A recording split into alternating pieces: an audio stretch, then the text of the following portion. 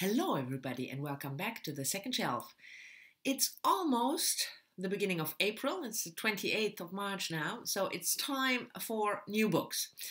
The TBR April 2018, and for those of you who might be new, for the purpose of this video, which I make at the end of every month or the beginning of the next month, TBR means to be released. So I look at the new releases of the upcoming month and I pick a couple. This time it's 6, so I have to try to not ramble too much about each of the books. But anyway, so I pick a couple of new releases that I thought sounded interesting and present them to you.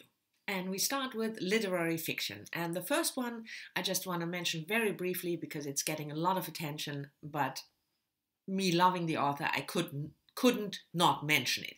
And that is Meg Wolitzer's new novel, The Female Persuasion, which will come out beginning of April in the US.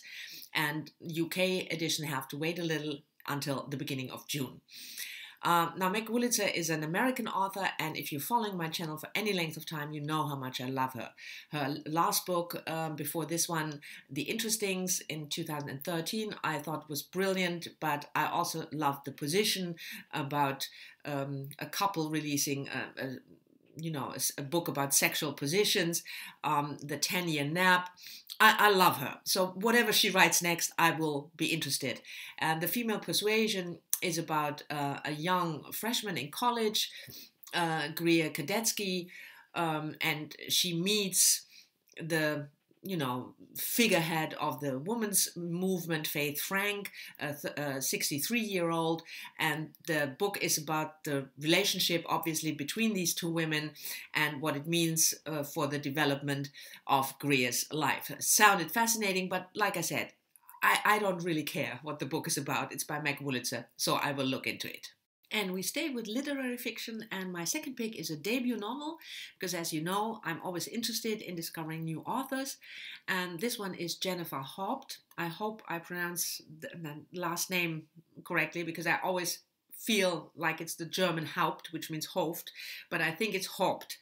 Anyway, Jennifer Haupt, In the Shadow of 10,000 Hills, which will be published at the beginning of April. Jennifer Haupt is an American debut novelist. She worked as a journalist, and she went to Rwanda in 2006, so a decade after the genocide there.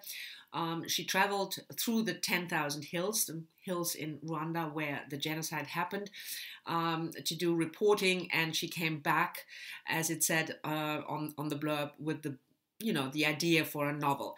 So the novel is set around Rachel Shepard, a young woman who is trying to find out more about her father, who left her when she was little, and she finds out that he might be in Rwanda. So she travels there, she connects there with an acquaintance of the past of her father, and together they try to find him, and in the course of that, she also encounters, people who survived the genocide. The topic seemed very interesting. At least it's interesting to me, probably because as a lawyer, I did cases for people who were accused of participating in the Rwanda genocide. So that immediately struck me that I wanted to read it, and it sounds also like an interesting story of finding your lost father. So a daughter-father relationship is always interesting to me, and I hope it's good. I don't know, but I wanted to include it on my list for the to-be-released books in 2018 April. Next, we move on to translated fiction, and this one is from Dubravka Ugrešić. I'm absolutely sure I butchered that name, I'm sorry. Translated from the Croatian by Elias-Bursać and David Williams, and it will be published in the US mid-April, the 17th. Now, Dubravka Ugrešić is a very well-known Croatian author. I love her work. She won in 2016, she won the Neustadt International Prize for Fiction. I talked about that prize in a previous video when I talked about Edwidge Danticat, the author from Haiti, who also won the prize in 2017. So if you have never heard of her work, you should really try and get most of her novel and essays, she writes essays as well, is translated into English, so it's worthwhile checking out. And The Fox, as far as I understand it, is a novel in 6 parts where the reader is taken from Japan to Russia to the Balkans, and obviously the fox plays an important role in it in all 6 parts. And hey, if there's a book where a fox or foxes play an important role, I'm sold already. I don't know much more about the story, the plot, unfortunately, because most of what I could find was in Croatian and I can't read that.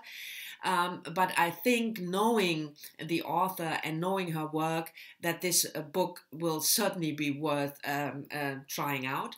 And also, if you are like me, interested in translated fiction, but I was also asked to make a video about translated fiction, and I will probably do that.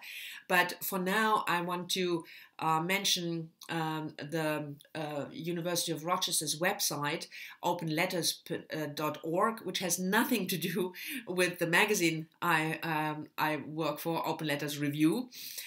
So it's not sponsored or anything, but they are committed to publishing translated fiction from all over the world, and you find there really interesting new works translated. So if you are looking to be, inspired, or looking for new books, translated new fiction, you should certainly check out their website. Next up is historical fiction, and that is Madeline Miller's new book, Circe, released in the US and in the UK in the middle of April. Now, you might know Madeline Miller, a young American author, from her previous book, A Song of Achilles, which was a retelling of the myth of Achilles, told from the perspective of his companion or lover in the book Patroclus. So if you love that, you will probably be interested in her new book, Circe. I will leave a link to a reading. She reads an excerpt from her new book. I will leave a link to that video down below. And Circe, of course, is the retelling of another myth. Circe, the daughter of Zeus, who was banished because Zeus felt threatened to a remote island. And obviously, in this book, Miller tells the story of this unusual woman. It sounded really interesting. I'm interested in Greek myths, and especially in retellings. I love retellings, so that's why I picked this book for the April TBR. And if you are interested in historical fiction, Greek myth, and certainly if you enjoyed The Song of Achilles, then you might be interested in Madeline Miller's new book as well. And as always, we end with science fiction, because you know how much I love to read sci-fi. And I picked 2 books this time. The first one is a debut novel, a debut sci-fi novel called Wonderblood by Julia Whicker. And it will be published in the US on the 3rd of April. I requested this book from NetGalley. And I started reading it, and so far I really liked it. It's a dystopian novel set about 500 years in the future in the US. The population has been killed. Most of the population has been killed by a sort of mad cow disease, and the remaining population, they reject science, they reject medicine. It's a land where people, turn to magic and blood sacrifice in order to survive. And we follow a young girl called Aurora, who is captured by the head of one of these, roaming gangs, marauders, and she is captured to be his wife, to be forced into marriage with him. And we follow her story, obviously, after the capture. The story takes off from there, and we will see how she deals with it, whether she will accept to become his queen, quote unquote. I thought I love dystopian fiction, and I thought the idea of a wasted land turning back to blood sacrifice and magic and rejecting science and medicine sounded like an interesting premise. So I hope Julia Whicker does a good job with it. And so far, like I said, I'm a couple of pages in. I really liked it. And the last one, the last book, also sci-fi, I'm sure many of you sci-fi fans will be excited about as well, and that's Emma Newman's third book in the Planetfall trilogy, Before Mars, which will be published in the UK and in the US mid-April. Now, if you're not familiar with the trilogy, the first book, Planetfall, follows Renata on a planet somewhere where there was an expedition going there because the planet was supposed to hold the secret of the universe, and there's a strange religious connotation there, and we follow Renata and her fellow travelers when they encounter other people, and we learn what happened with Atlas when they came on the planet. And then you have the second one, After Atlas, which is set 20 years after Atlas left the Earth to go to this new and strange planet, and is set mostly on Earth, and we learn a little bit more about the background of the expedition. Now, the third one, like I said, is called Before Mars, and the main character is Anna, a geologist and artist on a space station, or a station on Mars. She discovers a note written in her own handwriting warning her about something on this on Mars. I'm not sure yet, and I don't want to know actually how this third book is connected to the Planetfall universe and the strange planet we discovered in the first book.